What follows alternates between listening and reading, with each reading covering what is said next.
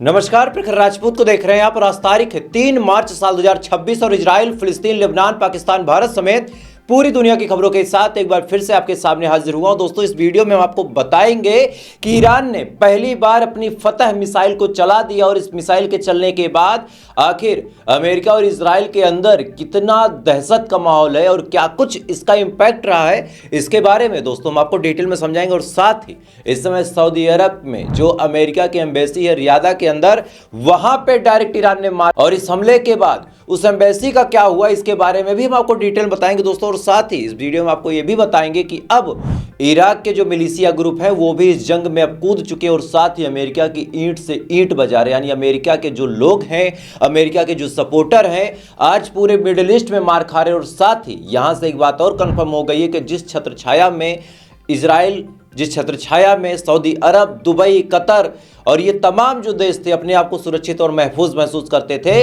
आज उस छत्रछाया की धज्जियां उड़ गई। कितनी सच्चाई है उनकी आज पता चल गई। और साथ ही अमेरिका कितना बड़ा गद्दार है ये भी बात कंफर्म हो गई। यानी यकीन मानिए दोस्तों, ये जो अरब हैं इनको इनके किए की सजा भी मिली है और इसके बारे में भी हम आपको डिटेल बताएंगे। और साथ ही इस समय पाकिस्तान के अंदर से एक ऐसी खबर निकल के सामने आ रही जिससे पता चल रहा है कि पाकिस्तान की जो सरकार है उसने अब अमेरिका के तलवे चाटते चाटते अमेरिका के पिछवाड़े में घुसने का फैसला कर लिया। और ऐसा क्यों कह रहा हूं यह भी मैं आपको बताऊंगा। और साथ ही दुबई और कतर का क्या सूरत हाल इसमें ईरान ने कर दिया है, कितना कचड़ा है इनको, यह भी बताएंगे। यानी यकीन मानिए दोस्तों, आज की जो खबर है ना बहुत ज़्यादा अहम होने वाली है, बहुत ज़्यादा इंपॉर्टेंट होने वाली है। इस वजह से वीडियो को लास्ट तक जरूर देखिएगा।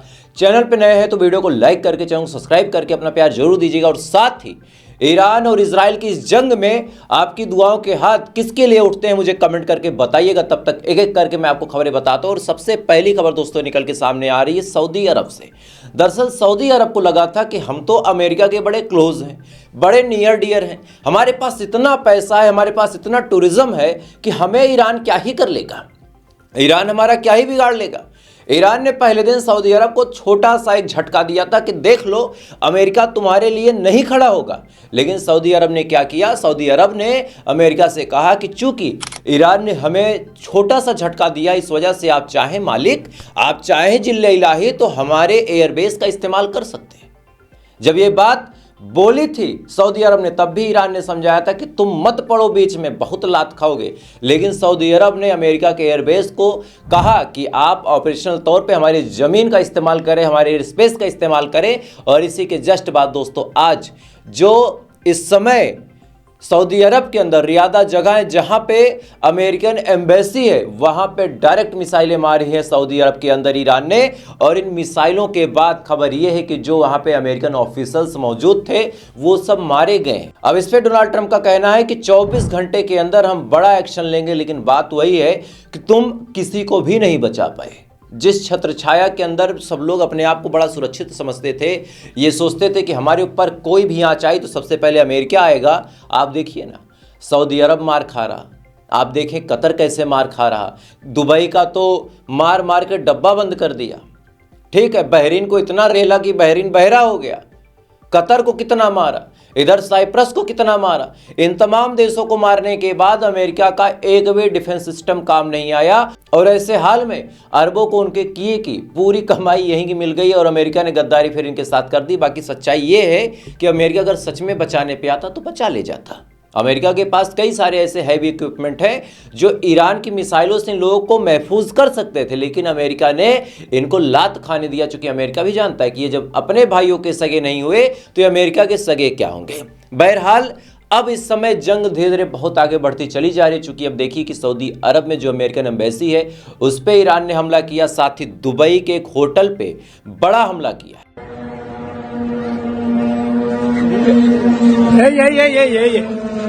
ये शमशेर भाई और भी एक है। अल्लाहु अकबर, अल्लाहु अकबर, अल्लाहु अकबर, अल्लाहु अकबर, अल्लाहु अकबर, अल्लाहु अकबर, अल्लाहु अकबर। शमशेर भाई इधर आ जाओ, इधर आ जाओ, इस साइड में आ जाओ। इसके अलावा दोस्तों आज खबर यह भी निकल के सामने आई कि ईरान ने अपनी फतह मिसाइल को भी लॉन्च कर दिया। फतह मिसाइल एक ऐसी मिसाइल थी जिसकी रेंज बहुत ज़्यादा थी, जो फतह करने के लिए ही बनी थी, जो एक ऐसी मिसाइल थी कि अगर इसका प्रयोग हो जाए तो जहां पे टारगेट फिक्स होगा वो टारगेट डिस्ट्रॉय होना फाइनल था। और अब इस मिसाइल का इस्तेमाल ईरान ने किया है।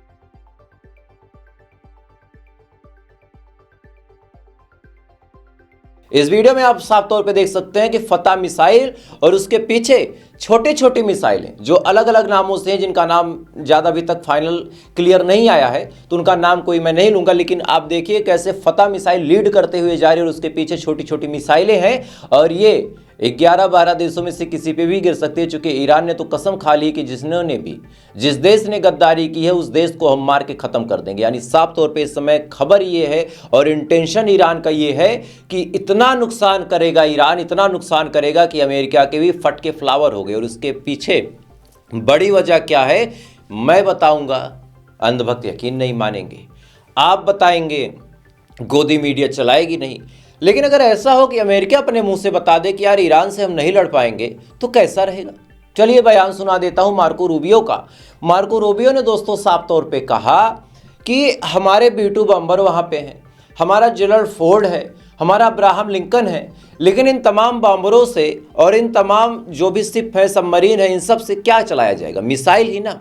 अब दिक्कत की बात अमेरिका की यहाँ है कि अमेरिका एक महीने में केवल 6 से 7 मिसाइलें ही बना सकता है। ये बात मार्को रूबियो अपने मुंह से कह रहा है, मैं आपको सुनवा देता हूँ। और जो ईरान है वो एक हफ्ते में, एक महीने में 100 से ज़्यादा मिसाइलें बना सकता है। तो जब तक वो 100 बनाएगा हम केवल 6-7 बनाएंगे। और मारने की बात करें तो जब तक वो 1000 मारेगा तब तक हम 4-5 मार पाएंगे। तो ऐसे हाल में हम जीते कैसे? क्या कुछ कहा मार्को रूबियो ने, थोड़ा सा सुने आप। They are producing, by some estimates, over 100 of these missiles a month. Compare that to the 6 or 7 interceptors that can be built a month. They can build 100 of these a month, not to mention the thousands of one-way attack drones that they also have. इस video में आप Marco Rubio का बयान दोस्तों बड़े साफ तौर पे सुन सकते हैं कि मार्को रूबियो एक तरह से सरेंडर हो गया है। मार्को रूबियो ने साफ तौर पे बता दिया यार कि हम ईरान जितनी मिसाइलें ही नहीं बना सकते। ताकत की बात आप हटा दो कि ईरान की मिसाइलें कितनी ताकतवर है, ईरान की मिसाइलों में क्या भरा है, ईरान की मिसाइलें कितना तगड़ा हिट करती हैं, वो मैं आपको अभी बताऊंगा। लेकिन अगर क्वांटिटी की ही बात करें तो अमेरिका का साफ तौर पे भी मानना है कि जब तक हम 100 बनाएंगे तब तक वो 1000 बना लेगा, जब तक हम 5-6 बनाएंगे तब तक वो 100 बना लेगा। तो ऐसे हाल में हम कैसे लड़ेंगे? और अब आप सोचिए कि कतर के अंदर एक हाइपरसोनिक मिसाइल ईरान मारता है और उसका एक्सक्लूसिव वीडियो मैं आपको दिखाऊंगा।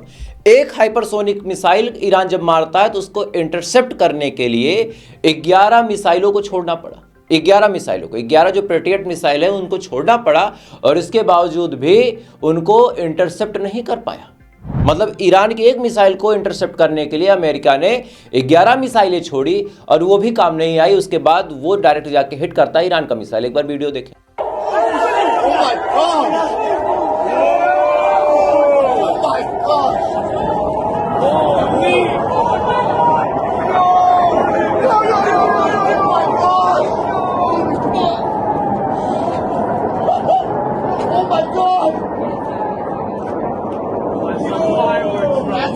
Oh my God.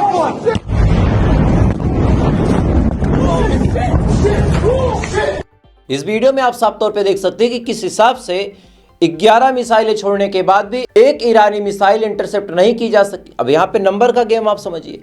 पहली बात तो ये संख्या में कम इनकी मिसाइलें 6-7 है। और ताजुब की बात यह है कि ईरान की एक मिसाइल को इंटरसेप्ट करने के लिए अगर इनको 11-11 छोड़नी पड़ रही है, उसके बाद भी इंटरसेप्ट नहीं हो पा रहे, तो फिर नुकसान किसका हो रहा? और अगर कॉस्टिंग की बात करें तो ईरान की मिसाइलों की जो कॉस्ट है बामुश्किल 50 से 60 हज़ार डॉलर है। वहीं जो अमेरिकन मिसाइलें ये मिलियंस में जाती हैं और इस वजह से अमेरिका यहाँ पे फाइनेंशियली भी लॉस में है और अपने डिफेंस सिस्टम को भी लॉस में लेके जा रहा है। और जिस देश पे इसने डिफेंस सिस्टम लगाया है वो तो बर्बाद, वो देश बर्बाद हो गया। जैसे आज कहानी सुनिए, जो इराक के मिलिशिया ग्रुप है, इन्होंने ईरान के हक में आवाज़ उठाई और ना केवल आवाज़ उठाई बल्कि हथियार भी उठाए। सबसे पहले इन्होंने एक ड्रोन था अमेरिका का जिसका नाम था LUCS लूकस ड्रोन को मार के गिराया और उसके अंदर जो स्टारलिंक लगा था, जो बाकायदा कम्युनिकेशन बना रहा था, उसको डिफ्यूज कर दिया। वीडियो देखिए। سفيان بدر يلا تعال شيلانيا تعال شيلانيا في بالله كذا بلا راح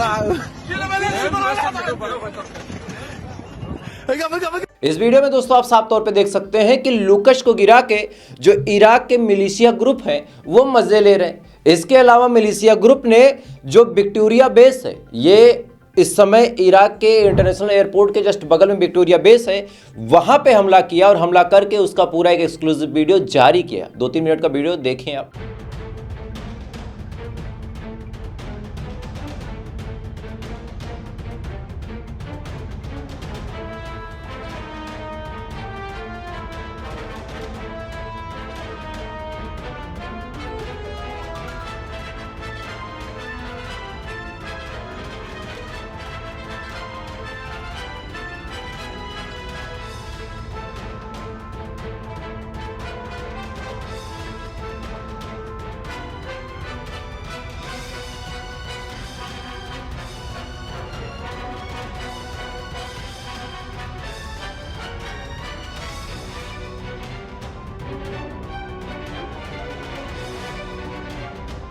इसके अलावा दोस्तों मिलिशिया ग्रुप जो इराक का है, जो सिया सपोर्टर है, वो भाई साहब इस समय इतना उग्र हो चुका है कि जो इराक के अंदर एक होटल था और उस होटल में कुछ अमेरिका के सीनियर ऑफिशियल्स रुके हुए थे, उनको जाके ठोक दिया और उसका भी वीडियो जारी हो गया। उसको भी एक बार देखिए।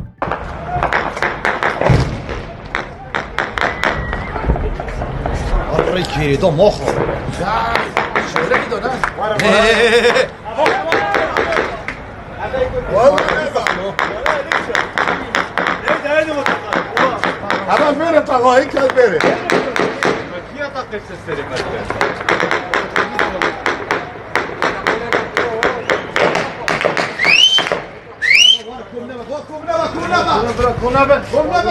इस वीडियो में आप साफ तौर पे देख सकते हैं कि जो मिलिशिया ग्रुप है दोस्तों, वही अमेरिका के ऊपर भारी पड़ रहा। तो आप सोच के देखिए कि मिलिशिया ग्रुप को बनाने वाला जो ईरान है वो कितना ठोक रहा होगा। और इसी बीच जब अमेरिका बुरी तरीके से हारने लगा, अमेरिकन आवाम विरोध करने लगी। अमेरिकन आवाम का कहना है कि एक बात बताओ ट्रंप, तुमको क्या कहा था ईरान ने? खामनेई ने कब तुम्हारे ऊपर हमला करने की कोशिश की? खामनेई से कब तुमको खतरा था? कभी तुमको खतरा नहीं था। खतरा केवल इजराइल को था और जानबूझ के तुमने उड़ता तीर पकड़ा है। अब ये सवाल जब अमेरिकन नागरिक उठाने लगे, जो समझदार लोग हैं, तब नेतन्याहू को लगा कि यार कहीं ऐसा ना हो कि अमेरिका पीछे हट जाए और फिर हमें ही लात खाना पड़े। इस वजह से फिर नेतन्याहू ने भड़काने की कोशिश की और नेतन्याहू ने यह कहना शुरू किया कि आप लोग भूल गए कैसे डेथ टू अमेरिका के नारे लगते थे, कैसे इतने लोगों को मारा ईरान ने, क्या कुछ हुआ था। मतलब पूरी नौटंकी ऐसी की नेतन्याहू ने कि ताकि अमेरिका के लोग भड़क जाए और ट्रंप से कहें कि भैया जाके हमले करो। क्या कुछ कहा, थोड़ा सा सुने आप। Iran for 47 years has been chanting death to America, death to Israel too, but you're the big Satan, we're the small Satan. Death to America.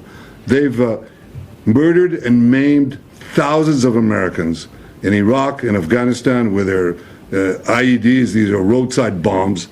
They've bombed your embassies. They tried to assassinate Donald Trump, the President of the United States, twice. They've murdered their own people. They massacred so many. And they spread a worldwide web of terror. So this is a regime committed to destroying the United States of America. It's the only country on the planet that says so openly and works tirelessly to achieve that goal. इस video में दोस्तों आप साफ तौर पे सुन सकते हैं कि नेतन्याहू के चेहरे का डर अब अमेरिका की चिंता बन के निकला है। यानी इनको कोई चिंता नहीं अमेरिका की, बस एक जो डर है कि भैया कहीं अमेरिका हट गया तो हमारा क्या होगा, अमेरिका हट गया तो बहुत मार खा जाएंगे। बस यही जो डर है दोस्तों, इसी डर की वजह से ये बोल रहा है इतना। बाकी अमेरिका के लोग ट्रंप के खिलाफ खड़े हो गए। उनका कहना है कि आपने उड़ता तीर क्यों पकड़ा, क्या ऐसी मजबूरी आन पड़ी थी कि आपने उड़ता तीर पकड़ लिया। खैर दोस्तों, इसी बीच अब फिर से पाकिस्तान की एक ऐसी खबर बताऊंगा जिससे आपको पता चल जाएगा कि हाँ, गद्दार बाहरी नहीं है, गद्दार अपने हैं। जब खामनेई साहब को शहीद किया गया, उनकी शहादत के बाद पूरी दुनिया में मातम था। जो ईमान के लोग हैं, चाहे हिंदू चाहे मुसलमान, सबको दुख था कि एक शेर मरा है। वो शेर जिसने 50 सालों तक अमेरिका के आगे घुटने नहीं टेके, एक सुपर पावर को घुटनों पे लाके छोड़ दिया, जाते जवाते भी इतना नुकसान करके गया अमेरिका का। तो पाकिस्तान के लोग उग्र हुए, उन्होंने प्रोटेस्ट किया। प्रोटेस्ट करने के बाद सीधी तौर पे एम्बेसी पे हमला कर दिया। अब एम्बेसी पे जब हमला किया तो फिर वहाँ पे गोली चली। गोली जब चली तो 30 लोग घायल हुए और कम से कम 15-16 लोग मारे गए। और उसका एक्सक्लूसिव वीडियो मैंने आपको दिखाया भी था, थोड़ा सा एक बार और देख लो।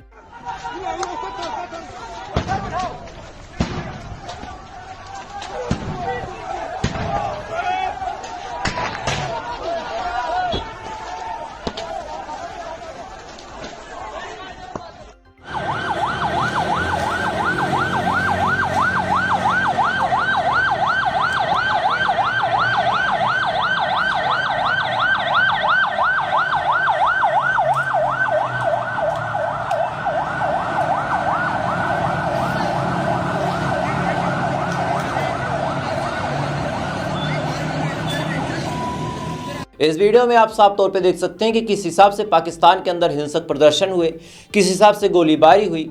लेकिन अब आप सुनिए, जब गोलीबारी हुई थी तो उस दौरान कहा गया था कि पाकिस्तान की आर्मी ने सिचुएशन को संभालने के लिए गोली चलाई। लोगों को लगा चलो भाई ठीक है, अपने देश में अगर किसी देश का जो एम्बेसी वो मौजूद है तो उसकी हिफाजत करना अपना कर्तव्य है। लेकिन बाद में अब खबर निकल के सामने आई है कि जो अमेरिका के मरीन कॉर्प्स थे उन्होंने गोली चलाई थी, यानी वो पाकिस्तान के अंदर घुस के वहीं पे रह के गोली चला के सुरक्षित निकल आए। और पाकिस्तान के हुक्मरानों के पिछवाड़े में इतना दम नहीं है, इतना गूदा नहीं है कि एक शब्द बोल सके कि अमेरिका के सैनिकों की हिम्मत कैसे हुई।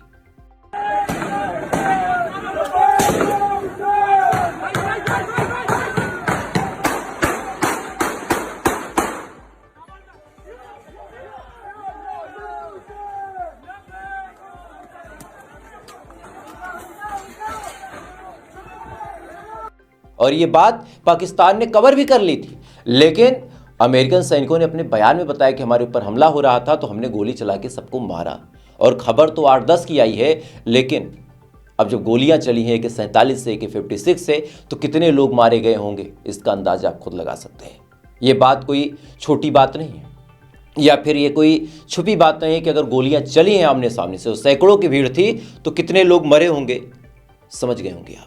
तो आप सोच के देखिए कि पाकिस्तान जैसे देश जो इधर से मुंह से हम ईरान के साइड है, पिछवाड़ा घुमा के कर लिया अमेरिका के साइड, इजराइल के साइड, हमारा वाला तो यूं ही बदनाम है, ये वाले और ज्यादा हरामी है, और ज्यादा हरामी है, क्या कहा जाए। खैर दोस्तों, तो फिलहाल अभी के लिए बस इतना ही। बाकी थोड़ी देर बाद बहुत सारी अहम खबरों के साथ एक बार फिर से आपके सामने हाजिर हो जाऊंगा। इस वजह से चैनल पे अगर आप नए हैं तो सब्सक्राइब बटन जरूर दबा लें, चूंकि हम बड़ी मेहनत से काम कर रहे हैं। इस समय कई घंटे हम लोग काम करते हैं।